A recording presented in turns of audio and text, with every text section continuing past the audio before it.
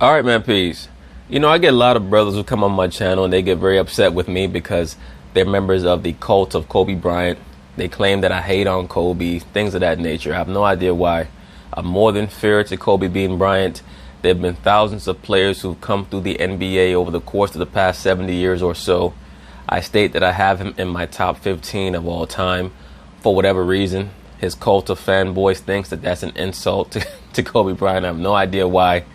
If you were to evaluate the metrics, the numbers, and also his play on the court, that's truly a great and a fair evaluation. Well, Max Kellerman, who's someone who I've been at odds with, especially pertaining to most of his super liberal leanings, he's always been very astute when it comes to his evaluation of Kobe Bean. Very astute. I have to give him a lot of credit. And he's going to make a statement that I'm sure is going to inflame many of Kobe's followers, his acolytes, but it's very true. Now, me, myself, I thought that this all-decade team of the 2010s that was recently released was starting from the year 2009-2010. If you're starting from that year, then yes, I agree that Kobe should be on the third team for the all-decade team of the 2010s. But if it starts at 2010-2011, as Max Kellerman claims, then no, Kobe should not be on any of these teams at all. And I'll be going over this over the course of this segment. Max Kellerman is going to take it to a whole other level. And to be quite honest with you, I'd be more prone to agree with him than the notion that Kobe should be on one of these teams. Max Kellerman says that Kobe should be on one of the all worst teams of the 2010s. And as I've stated in previous videos pertaining to Kobe Bean, people have no idea how bad Kobe was as a player in the mid-2010s. He was arguably the worst player in the NBA when you evaluate the numbers. On defense and on offense, he was the most inefficient player to get the shot opportunities that he received in the history of the NBA. But anyway, they're going to talk about it. I'm going to chime in. Hello again. The 2010s era of NBA basketball officially came to a close back in June, ending an incredible decade that featured the rise of generational talents like Anthony Davis, Giannis Antetokounmpo, the prime of LeBron James and Kevin Durant, and the swan song of several future Hall of Famers, including Kobe Bryant and Dwayne Wade. And to be honest with you, just looking at this list, I don't think that the Kobe Bryant inclusion on the third team is the most controversial. Why would you have LaMarcus Aldridge over Tim Duncan? What has LaMarcus Aldridge done to be placed over Tim Duncan on the all-decade team of the 2010s? Tim Duncan won a championship in 2014. He was in the finals in 2013. He was the leader of teams that made repeated deep runs in the playoffs all throughout the 2010s. But you're telling me that LaMarcus Aldridge deserves a spot on the third team ahead of Tim Duncan? I mean, give me a break. But as I've already stated numerous times, Tim Duncan is one of the most underrated and the most disrespected all-time greats in the history of the league. And yes, I do believe that he's a greater player than Kobe Bryant. No doubt about it. Is he anywhere near as spectacular? Absolutely not. But when you talk about what he consistently brought on the offensive and defensive ends, as well as the fact that he was not a toxic force in the locker room, I would certainly take him over Kobe Bean. NBA.com closed this chapter in NBA history by selecting their own all-decade team. 15 players were chosen by... I also think that there's a debate over whether or not Dwayne Wade should be on the second team as opposed to the third team. He was on 2 championship teams and went to the finals 4 times in the decade. You possibly could switch him and Russell Westbrook. It's not that big a deal because Russell did win an MVP in the decade. He also averaged a triple-double 3 years in a row. He also made a finals appearance. He also was a player on teams that made repeated deep runs in the playoffs. People are going to say, well, he also had KD. But to be fair, Dwayne Wade in his deep runs had LeBron James. So that's not that big a deal. You could easily switch those two, but that's okay. Carmelo being on the second team, I kind of sort of get it. It's not that big a deal. Blake Griffin on the second team, Anthony Davis, Chris Paul. I mean, Chris Paul's another player who arguably could be third team instead of second team, but it's okay. Kobe Bryant, though, if they started their evaluation in the 2010-2011 season, he should not be on that list. It's okay for him to be on the list if they start from 2009-2010 because he won a championship that year. But if they're starting from 2010-2011, they should have replaced Kobe Bryant with Klay Thompson. Of NBA.com and NBA TV producers and analysts, the players were split into 3 teams consisting of 2 backcourt players and 3 frontcourt players. The first team all decade, Steph, Harden, LeBron, KD, and Kawhi. The second team all decade, CP3, Westbrook, AD, Blake Griffin, and Melo. The third team all-decade. Kobe, D-Wade, Paul George, LaMarcus Aldridge, and Giannis. Did you get all that? Okay. Max, biggest gripe with the NBA.com's all-decade team. All right, ready for this Kobe stand? Right? Because there's a whole nation out there. Oh, it's not that we got no purple, too. It's not that Kobe's on the third team that's the outrage. It's that he's on any of these teams at all. That Agreed. outrage. That's an outrage. Kobe Bryant. Look, You're an outrage. there is a lot of emotional reaction to Kobe because the advantage. Because his fans are emotional. That's why there's always a lot of emotional outrage when it comes to Kobe Bryant. He has the most emotional fan base of any top level athlete that I could think of. Analytics will tell you he's not a top 10 all-time player. Because he's not. Let me rewind this back real quick because Max Kellerman says something that's very pertinent. Not just to this discussion right here pertaining to Kobe, but just overall. I've been telling you brothers for the last 2 years that Kobe Bryant is not a top 10 all-time greatest player, and that's not an insult. It's really not. It's an argument over whether or not he's at the upper portion of 11 to 15 or the lower portion.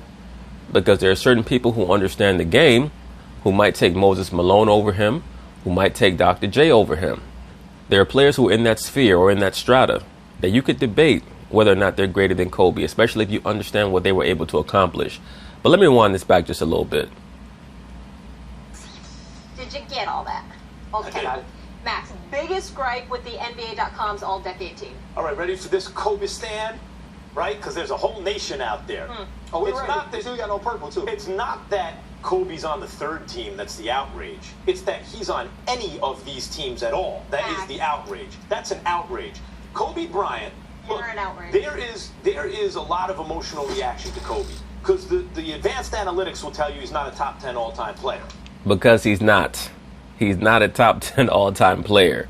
Michael Jordan, number 1. Number 2, Kareem. Number 3, Bill Russell. Number 4, Magic. Number 5, Larry Bird. Number 6, at one time I had LeBron James, but I have to knock him down a couple of pegs. So from 6 to 10 in no particular order will be Wilt, Shaq, LeBron, Hakeem, Tim Duncan. Those are the top 10 greatest players ever. And I'm sure that certain cats will try to go back and forth about that. I'm not really quite sure how you can do that. 11 to 15, that's where you get your Kobe's and maybe your Oscar Robertsons, your Dr. J's, your Moses Malones, your Isaiah Thomases, so on and so forth. And he suffers because he played in an era that was less efficient than this one. So even though James Harden may have more efficient seasons than Kobe Bryant, if you watch James Harden in his prime and Kobe in his prime, there's no way to think James Harden was as good as Kobe Bryant. James Harden is at least one level below Kobe. Like, that's not even a conversation. Give me a break. Because he wasn't. Even offensively, let alone both ends of the floor. Kobe Bryant's skill set was at least 4 to 5 levels above James Harden. Kobe didn't have to concoct all these silly travel moves and beg the refs and all that other nonsense. Of course, he would get into back and forth with the referees because he was super competitive. But he didn't have to do the salsa and the merengue out there on the basketball floor, talking about it's a new dribble move, it's going to look like a travel, it's going to look like a walk, but it's really not. Get the fuck out of here. He just played a certain way in a more efficient era. So he played more efficiently, the numbers will favor him. So it's not that I sleep on Kobe's prime. Kobe wasn't in his prime. We're talking about starting in the year 2010, 2011, right? Because now we're in 1920. Okay. 2010, 2011, Kobe Bryant played 82 games, had a great season, 25 points a game. He still wasn't prime Kobe anymore. I was in LA at the time, but he was better than, like, prime Carmelo. Right? Kobe on the way down was still better than another all-star. So we count the 2010 championship in this, or no? No. By the way, 2010-11 is when it starts. That's the first season we're counting. Well, we're starting this. Is that where they started, or is that where you're starting it? That's why I state that's my only contention here. If we're starting it from 2009, 2010, because one would think that for them to release this list, that they're officially cutting the decade off in the 2018-2019 season. So if that's the case, that means that they started it in 2009, 2010. And if that's the case, Kobe won a championship and was an MVP. If we're starting from there, then he has to be on the third team at the very least, because he was the leader of a championship team. But if not, if we're starting it from 2010, as Max Kellerman asserts, then Kobe does not deserve to be on any of those three teams. What, 2019, 2020 though? Right? Yeah, you're 2010, saying it's 11, going, 11, yeah. Okay. 12, 13, 14, 15, 16, 17, 18, 19. That's 10 years. Okay. So he played, so that counts as a great season. The following season, he played 58 games. He had another season. Max Kellerman is so disingenuous. He gonna count with his fingers to 9 and then say that's 10. That's 10 years. If you start from 2010, 2011, and you end in 2018, 2019, that's 9 years. If Max is saying that this season, 2019, 2020, is going to be the last season that counts, why would they release the list after 9 years as opposed to releasing it after 10 years? That's why I'm prone to believe that they started this list or this compilation from 2009, 2010. Level still excellent, not prime Kobe excellent, but he played 58 games and then 78 games, which was his last great season. So he had 3 seasons that you can call great seasons, not prime Kobe seasons, but even Kobe on the way down, better than most players who ever lived. And that was it. After that, Kobe Bryant became maybe the most destructive player in the history of the NBA. Agreed. Because he was Kobe Bryant and the Lakers had no one else, he was allowed to shoot as much as he wanted. He no longer played defense. He couldn't. He had Achilles. He had a million different injuries, right? His knee was falling apart. Everything was going. He played 6 games one season. Don't even count that. 35 games the next. Know what he shot from the field in those 35 games? 29%. Wow. The man shot 29%. Oh boy, I'm sure there's gonna be some Kobe Bryant fan in the comment. Yeah, he shot 29%, but if you look at his real shooting percentage, he shot 35.7%, which is good for somebody coming back from a torn Achilles, and he had 5 broken fingers on one hand, and on the other hand, he has 6 broken fingers. So if you had Wait, to put him what on any years team, is he if you the had to most put him on, destructive? if you had to put him on any These 3 team, years, yeah. since he can't be like all NBA best team, what Yeah. team would he be on? He would be on the All-NBA worst team, Oh my actually. God. For the decade, let me tell you something. If they had a team for the all NBA worst players, yes, Max Kellerman is correct. Kobe Bryant will be the starting shooting guard on the all NBA worst team of the 2010s. In 2016, well, it really started from the 2013-2014 season, proceeding all the way to the 2015-2016 season. He was arguably the worst player in the history of the NBA. Look, goodness. Oh look, my God. Look. You're kidding. The point Yeah, is you this. go home. The Hold point on. is this. You go home. He averaged. Nobody- Yes, Molly, please leave and stay gone. She's trying to be Stephen A. Smith, but she doesn't understand. Nobody cares when she's not there. People who know no better will point to that. But there's only one, you have to per possession. 29% from the field. Okay, what he shoot from 3 points, right? Sorry, 29% from 3. He shot 5 threes a game. 5 threes a game at 29%. His field goal percentage, 37% on the season. On the season, 37%. Well, the Kobe fans are going to say, that was a very defensive era. So, sometimes guys are going to shoot 35%. Season, he shot 7 threes a game at 28%, a 36% field goal percentage. So, Okay, so it wasn't 29%, it was 36%. So, wow, Kobe was really proficient.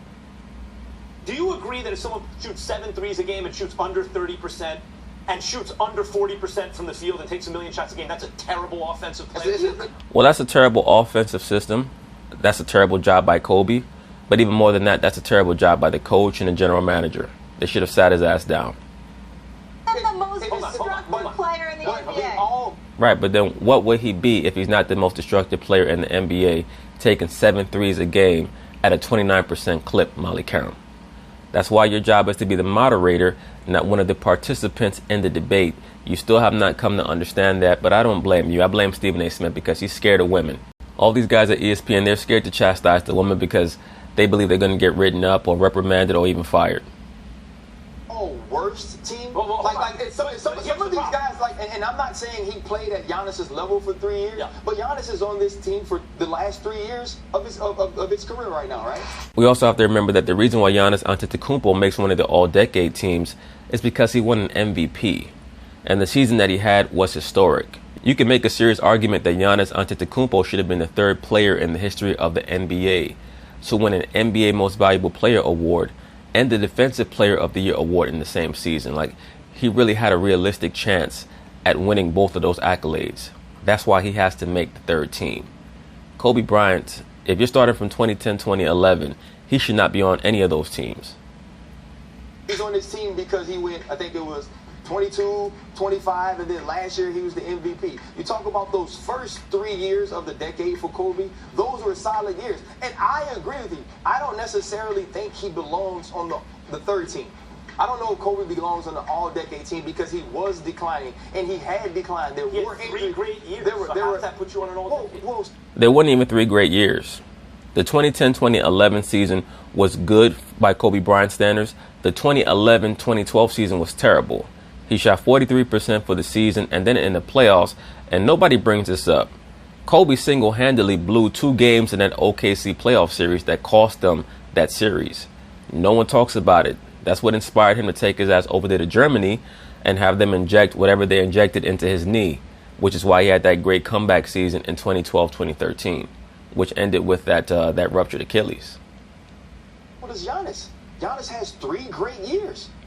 Right, but bro, Giannis is trending upward, and he won a regular season MVP award.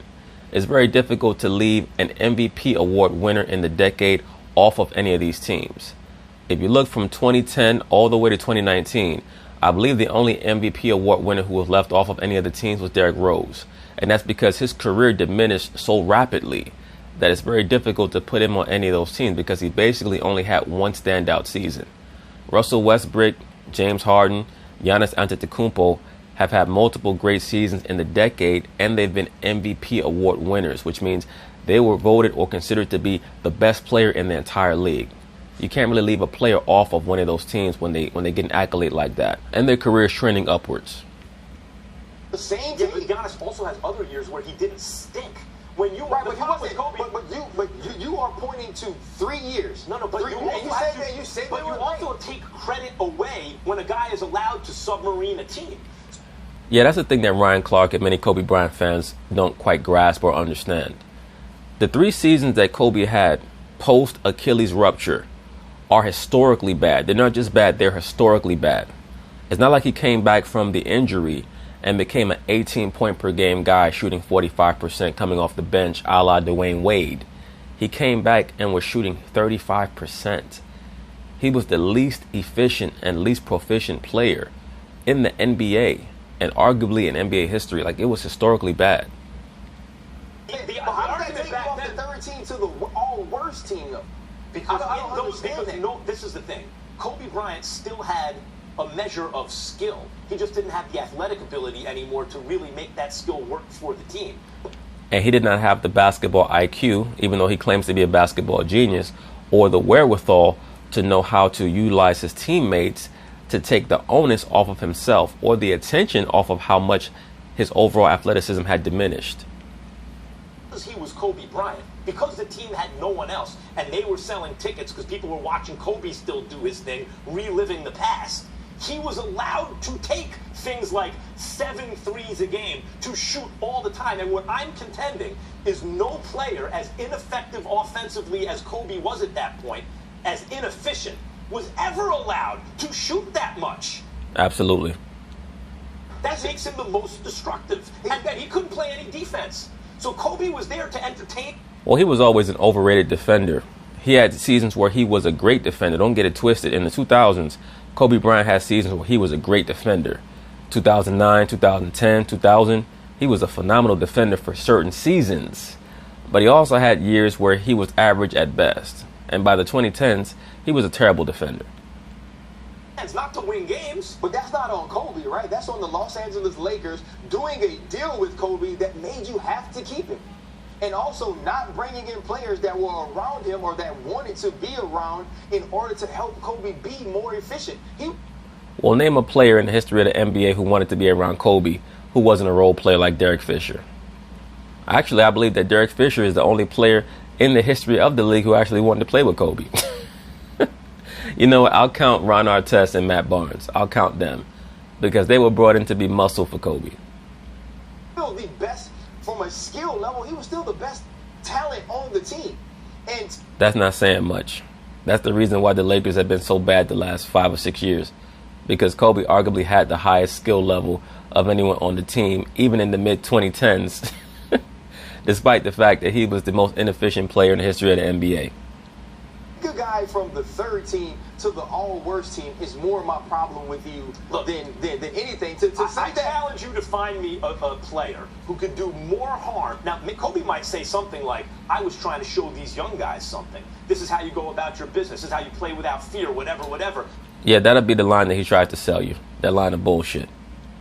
Doing a thing for the Lakers franchise, but in that case, he's sacrificing those seasons of his career on the altar of doing that. That's fine. These were still the results. If you want to put an old, great player on the all-decade team for posterity or for sentimentality's sake, right? Tim Duncan was way better in the decade than Kobe Bryant did. Absolutely. Not only was he way better in the decade than Kobe, he was way better than LaMarcus Aldridge. I have no idea why LaMarcus Aldridge is on that team. Bad years. Dirk Nowitzki was better than Kobe Bryant in the decade again. I'd agree with that as well. And Dirk also won a championship in 2011. No years where their presence on the team destroyed the team's So chance how of winning. did he get on this list? Why do you think they put him on Because it? Tell me. people like you, Molly, will say Kobe Bryant and walk off the set. Yeah. Agreed. Absolutely. Notice it was a woman who walked off the side. I said, look, a lot of people are not going to like this. Kobe Bryant fans, a lot of them, not all you cats, but a lot of them have a lot of feminine ways about them. But there were some great points made here. Dirk Nowitzki easily could have made that third team. I probably would have put him on the team over Paul George or maybe even Giannis. I would not have had that big of a conniption if Giannis was not on the team. I think that he deserved to be there because of the historical aspect of his MVP season. But if they would have had Dirk over him, it would not have been that big a deal to me. But LaMarcus Aldridge, there's no way he should have been on that team. Tim Duncan should have been on the squad. If Kobe can make it and he retired in 2016, why can't Tim Duncan make it and he retired in 2016? And he won a championship in the decade and was way more important to his team in the 2010s than Kobe was to his team. Everyone who saw, 100%. because everyone who saw Kobe in his prime knows what they were looking at. You But still that's remember two that. different things. And also too though, and if we go 19-10, you remember Kobe being Finals MVP, winning the Finals, leading into the decade for those first 3 years. He was still the Kobe Bryant that we knew. Yes, No, not quite. 2010 was arguably the last year that Kobe was a truly dominant player. In 2010, 2011, he was good. 2011, 2012, he was not good. He had a very poor season. That's why he went to Germany. He came back the next year under D'Antoni and seemed to have new life in his legs. Whatever they did, it definitely worked, but it blew out his tires. athletic, right? Dirk Nowitzki win a Finals MVP? There wasn't he did. Yeah. He did. You There know what wasn't he any did? He never explosion. stunk. And he never hurt his team's chances Dirk of winning. for sure stuff. No, not stunk. He was always a useful player of sorts because when he declined, he wasn't given the ball every possession. Absolutely. So is that on Kobe Bryant or is that on the Los Angeles Lakers and the coaches? On both. You were still putting him out there because you had a better chance with Kobe shooting the ball, handling the balls, making the decisions. You had no chance with Kobe out there. Kobe Bryant has only been effective in his career when he's had Phil Jackson. A lot of cats don't like when I say this, but he's only been an effective player when he's had Phil Jackson. Other guys you had You on agree your with team. that? You didn't build No, your team. this is what they should have done Okay. in that decade. I was there. When Kobe wanted a new contract after his Achilles injury, they should have let him go sign with another team. They were never going to do that, Max Kellerman, because they had no plan for the future. So they needed Kobe there to keep the crowds coming in. It goes, oh, you can't do that. Sure you can. Once they were out of Kobe's contract, they gave him a 2-year, $50 million extension, and he couldn't play anymore. He was never anything Right, like and Kobe leading up- again. But do you think he Leave- helped fill the seats? For sure. Yes, but the seats would have been better filled with a better team. The other thing is this, though, too, Max. Leading up to that Achilles, the reason that Kobe's Achilles eventually tore was because he was carrying that team on his back. No, Bullshit. The reason why Kobe Bryant's Achilles tore is because he was at odds with Mike D'Antoni. He did not want to play in the D'Antoni style of offense anymore, even though he was an advocate for Mike D'Antoni becoming the coach of the Lakers. There was a point where there was a dispute over whether they would bring back Phil Jackson or bring in Mike D'Antoni. Kobe Bryant said, I would love to play under Mike D'Antoni because he was my favorite player when I was a child growing up in Italy. Mike D'Antoni is an offensive genius. These guys think that because Mike D'Antoni can design some offensive plays at the Olympics, that shit works in the NBA.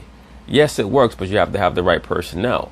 You have to have players who are willing to actually pass the ball and move the ball. Kobe has never been that guy.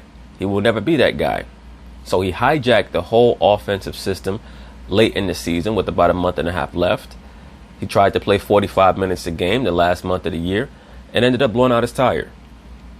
D'Antoni allowed him to play. I was also there for that. They got Dwight Howard and Steve Nash, and they're supposed to win a championship, and they were going to miss the playoffs. And Kobe Bryant staged a mutiny, basically, and said, we're not running D'Antoni's system. I'm the point guard, and played out of his mind down the stretch, and got them into the playoffs, and basically ended his career doing it. I remember all that stuff. You got away the good with that. But 3 great seasons out of 10. And so, but that is also part of the reason. Interestingly enough, that game where Kobe blew out his Achilles, that might have been the last great game that Steph Curry had at Staples Center, because he plays terribly at Staples Center.